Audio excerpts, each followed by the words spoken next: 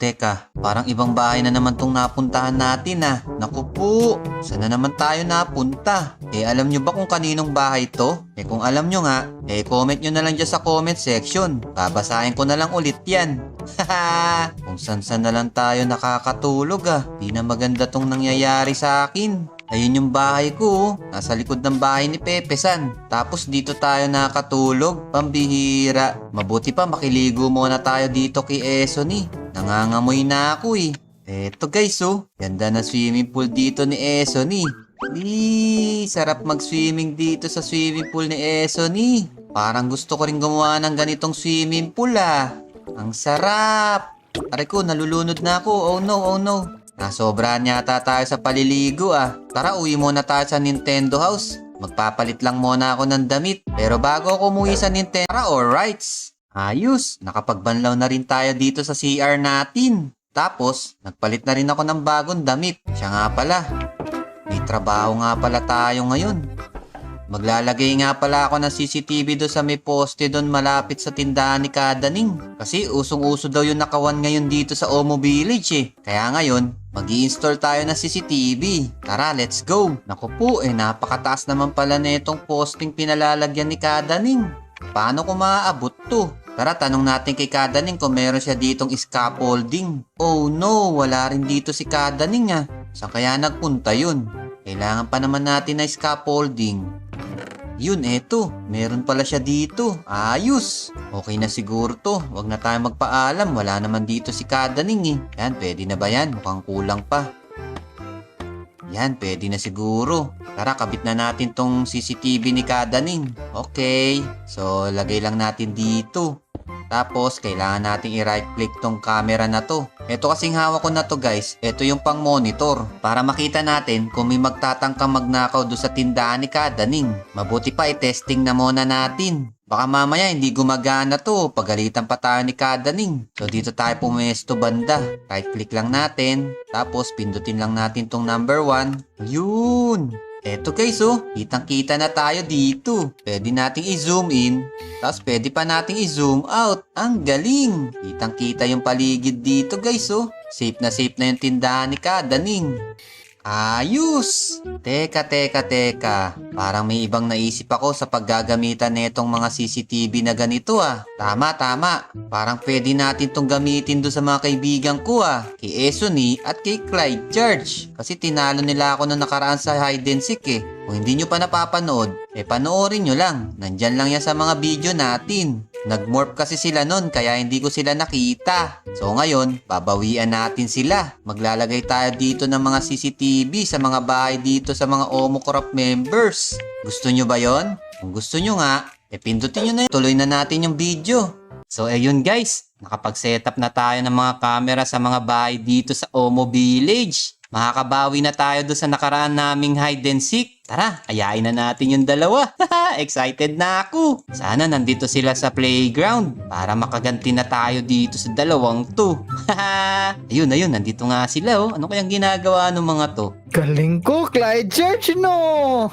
Ano ginagawa mo? Nagpa-parkour. Tignan mo ako dito, ha? Oh, yeah! Oh, diba? Galing! Tingnan mo din, meron akong bago ditong laruan. Uy, Esoni, Clyde Charge!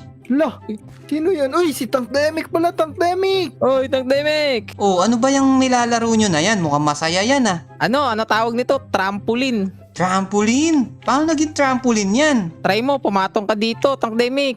Sige. O tapos, ano mangyayari sa akin dito? Pindutin mo lang to. Tignan mo. Boom! Wow! Ang galing! Isa pa! Sige, isa pa.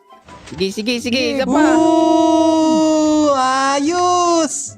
Teka, naboboring na ako sa ganitong laro eh. Bakit naman? Napakasaya kaya niyan. Nalulula ako. Iba naman laruin natin. Wala akong maisip na laro eh. Maglaro na lang tayo ng bagong laro. Bagong laro? Meron ba bang bagong laro Alam ko yung nilalaro lang natin. Ano lang, parkour, talon-talon, habulan. Ano pa ba yung gusto mong laruin? Ito, bagong laro to. Hide and seek. Lo, Di ka naman marunong nun eh. Oo nga, Takdemic. Di ka naman nanalo sa amin nung nakaraan eh.